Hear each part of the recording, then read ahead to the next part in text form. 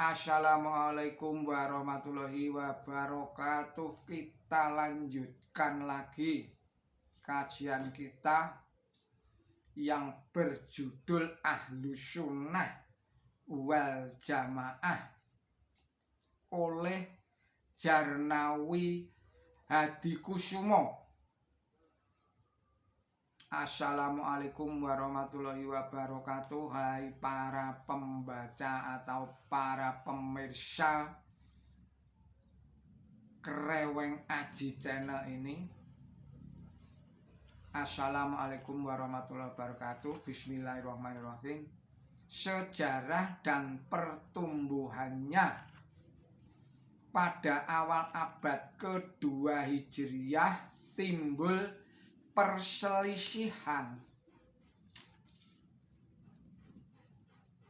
perselisihan pendapat antara Imam Hasan Basri wafat tahun 116 Hijriah dengan muridnya yang bernama Wasil bin Ata wafat tahun 131 Hijriah tentang masalah apakah orang beriman yang telah melakukan dosa besar itu tetap mukmin atau sudah kafir. Imam Hasan Basri mengatakan bahwa orang itu tetap mukmin dan dosanya Allah lah yang akan menghukumnya.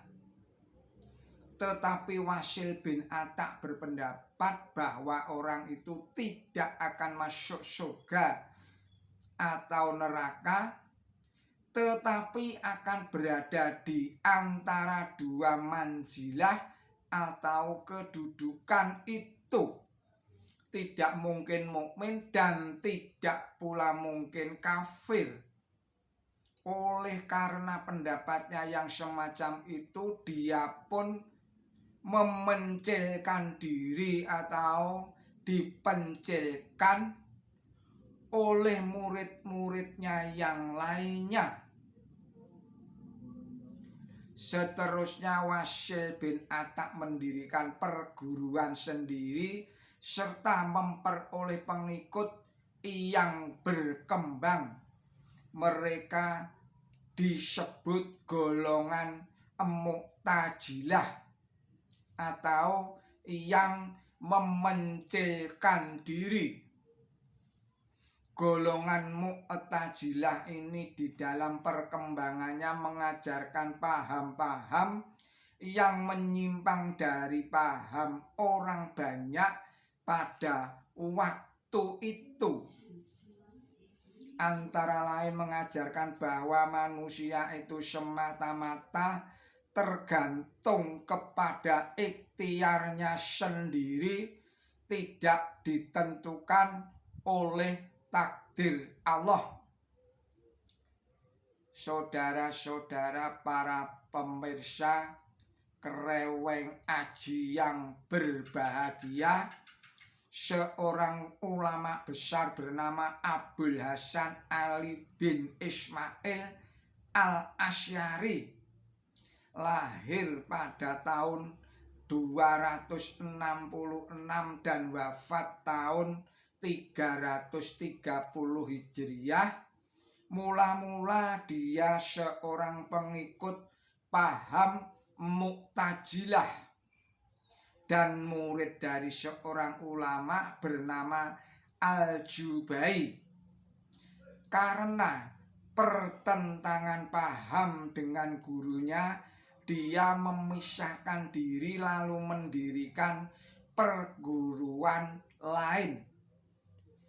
Pertentangan itu terjadi ketika ia bertanya kepada gurunya tentang nasib 3 orang bersaudara yang meninggal. Yang pertama meninggal dalam keadaan taat kepada Allah. Yang kedua meninggal dalam keadaan maksiat. Dan yang ketiga meninggal dalam usia kanak-kanak. Al-Jubai menjawab bahwa yang pertama akan mendapatkan pahala dan masuk surga. Yang kedua akan disiksa dalam neraka. Dan yang ketiga tidak akan disiksa dan tidak pula masuk diberi pahala.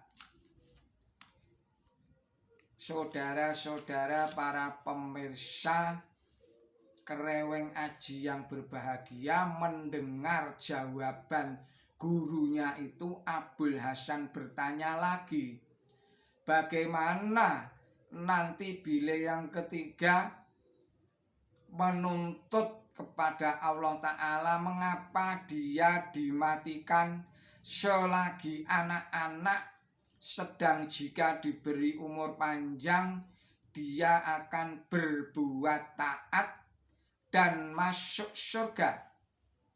Al-Jubai menjawab, Allah akan bersabda kepadanya, aku lebih tahu daripada engkau. Jika engkau aku beri umur panjang, pasti engkau akan berbuat maksiat lalu masuk neraka.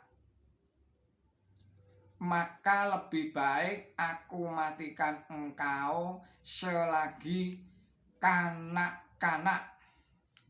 Mendengar itu Abul Hasan bertanya lagi, bagaimanakah jika yang kedua menuntut kepada Allah agar supaya hamba tidak berbuat maksiat dan karena itu tidak masuk neraka? Terhadap pertanyaan itu Al-Jubai tidak kuasa menjawab. Mulai saat itu Abul Hasan keluar dari golongan Mu'tazilah lalu membangun perguruan sendiri untuk memberantas paham-paham Mu'tazilah yang dianggap menyimpang dari i'tiqad yang benar. Perguruannya mendapat pengikut dan dukungan yang luas, terutama dari ulama-ulama besar seperti Abul Hasan bil Fawraq, Abu Bakar Al-Baqilani, Abu Ishaq Al-Syairazi, Abu Hamid Al-Ghazali, dan lain-lain sebagainya.